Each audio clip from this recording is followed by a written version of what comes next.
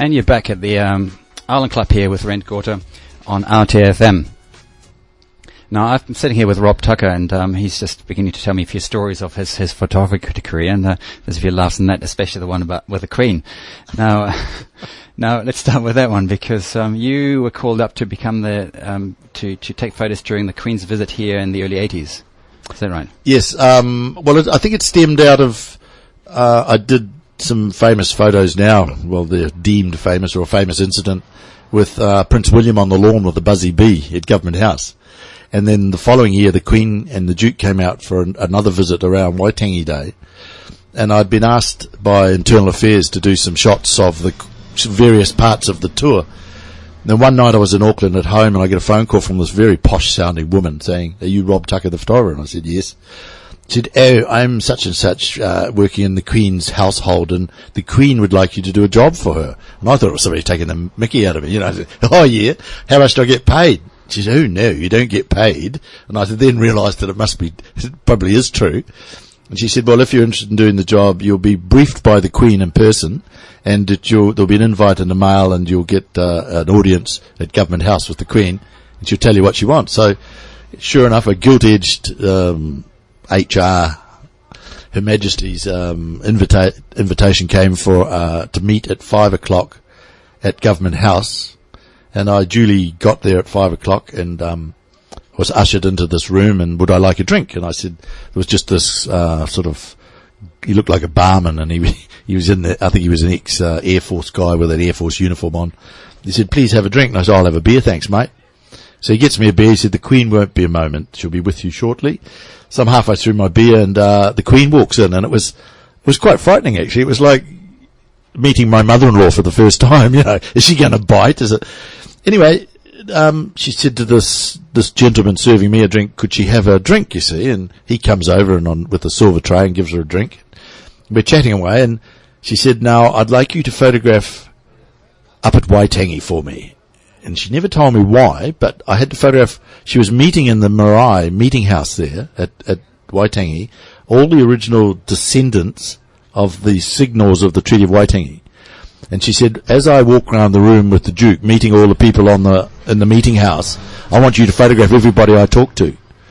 And other than the Queen and the Duke, when I did the job, I was the only Pākehā in that room. And I shot everybody and she said, "Of course, I won't acknowledge you're with me," blah, blah, blah.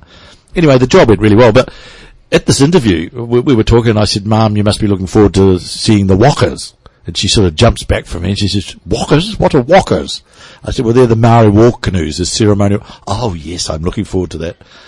Then she puts her drink that she hadn't finished. She put it down. She said, "Look, thank you for doing the job for me, and please stay and finish your drink. I have to go and change for dinner, but thank you for coming." And I said, "Pleasure, Mum." And it was a really, really interesting 10-minute talk I had with her. And the Duke came in. We had a chat to him. I had a chat to him as well. Anyway, she left the room, and there was only myself and this waiter there. And I'm looking at her drink, and I was trying to work out what it was, and I grabbed it when he wasn't watching, and I downed it. And I tell you what, it was straight gin. And I thought, you beauty. No tonic in this one. This is what keeps the Queen going. Drinking straight gin. And I guess that's how she got to the age she is at the moment. I hope she's not listening. That's good going. That sounds like you come across a few interesting people as a photographer. Of course, as you said before, with a camera in hand, you've got special access to people because you've got a reason to be there and pay attention. We're talking about Elle Macpherson before as well. That's another name that's worth mentioning here. Well, most of all get all the big names on there. So how did you end up with that one? Well, again, I think I've been blessed with good luck through my career as a photographer, and being at the right place at the right time. I was working in Auckland. I was working for Bendon Lingerie, doing lingerie photography for them, and doing public relations work for them as well on their new premises and things like that. And it was at the time when they were signing a deal with Elle to produce Elle Macpherson lingerie, and I was dutifully told that would I photograph Elle on a visit to the factory where she was signing the agreement as a publicity picture. And she had her own photographer, a French guy, with her. And so any jobs that were required to be shot with Al. Her boyfriend would do the shots. Anyways, about 3 months into this new contract, Al and this photographer, the Frenchman, had a row, and he walked off. And Bendong came to me and they said, "Oh, Al quite enjoyed working with you when you did those pictures in Auckland. Would you be prepared to take over with this Frenchman and do some lingerie photography with Al?" And I said, "Well, this is a pretty hard question. Yeah, why not?" And I told my mates, of course, they all wanted to come along as camera assistants. I had 30 of them lined up. But anyway, they flew me to Sydney, and I used to fly to Sydney, and we'd have a 3 or 4 day shoot in Sydney, and I'd fly home. And then after that, I toured Australia with Al, and I toured New Zealand with her as well, actually. But touring Australia, and the last night we ended up as guests of the owners of the Burswood Casino in Perth, and we had a dinner in a special cellar basement where the bottles of red were $1,000 a bottle, you know. And I was just the poor pleb from New Zealand, and there was about 12 of us for dinner. And when we finished the dinner, the head of gaming for those casinos said to Al, "Would you like to go and play the tables?" And I was sitting next to Al, and he said, "Would you like to come?" And I said, "Love to." And I know the first throw of the dice on the roulette, I won $270 odd, I think it was, the first throw. So I was quite encouraged to go on. Anyway, Al and I ended up, everybody else went to bed, Al and I ended up in playing two-up at the two-up pit in the Burswood Casino till about daybreak, and there was only 2 old drunks across the table looking at me and looking at her and thinking, "I think I know these people, but I'm not sure."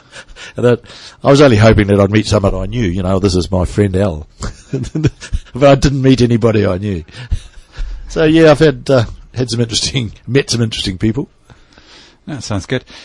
Because there's another name that you mentioned as well. It's to add to that list is going out with the All Blacks to England, I think. Did I get that right? Yes, early in my career, I was offered the All Black Rugby Tour of Britain. This was in 1972, and so I did 3.5 months touring with the All Blacks in 1972. I was there and photographed with Peter Bush, the other legendary rugby photographer, and I were the only ones to photograph or get the last photos of Murdoch leaving the hotel in Cardiff and being sent home for assaulting a doorman at the hotel. And that was quite a famous incident in Maori legend. And since then I've done a lot of sport. I did 3 America's Cups as part of Team New Zealand. I did a lot of Peter Blake's Odysseys, his like Enza, his Whitbread boats, Lion New Zealand. I did that campaign, Steinlager campaign with his boat. The America's Cups, I lived in San Diego. The first one I did was in Perth with KZ7. So I was started on the ground floor with the America's Cup. So I was part of the team, and amazing experiences, you know, having to go yachting every day. And it's a lot of rich people with their toys. Was all good fun. And I think one of the funniest things that came out of that was Dennis Conner was the nasty American, you know, that nobody liked, and we were trying to beat him. And when KZ7, our first America's Cup boat was launched in Auckland, Dennis Conner turned up for the launch, and it was at the dry stack in Auckland, down in the marina. And Sir Douglas Myers was there, and he was the head of, you know, Lion Breweries, the owner of Lion Breweries. And Dennis Conner, I saw him over in a corner drinking a can of Steinlager. And I went up to him, and just as I got to him to take a picture of him drinking Steinlager, he put the can down. He said, "Go away. You can't take my picture with Steinlager." He said, "My sponsor is Budweiser." I said, "Oh, well, Mr. Conner, what would it cost to get a picture of you drinking Steinlager?" He said, 50 dozen. And he walked off. I went straight over to Douglas Myers. I said, "Hey, Douglas, I got a chance to get a picture of Dennis Conner drinking Steinlager, but it'll cost 50 dozen. He looked at me, he said, "Go for it." I said, "True?" He said, "Yeah, 50 dozen. He can have 50 dozen if you can get the picture." I went over with a can of Steinlager to Dennis Conner. I said, "We've got a deal. You drink this can of Steinlager, I photograph you, and you get 50 dozen Steinlager." He said, "Done." And as quick as lightning, he whipped the tab off, downed the can quite quickly, one scoop, down, gone. He said, "You get it?" I said, "Yeah, great, thanks very much." Went back to Doug Myers and said, "Well, I've got the picture." He said, "Great," and they used it on in an advertising campaign. And Dennis Conner, when we went to Perth, Dennis Conner wanted to know where was his 50 dozen beer. Well, unbeknown to him, Steinlager hired a big transporter truck with Steinlager written all over it. Steinlager then rang all the international media.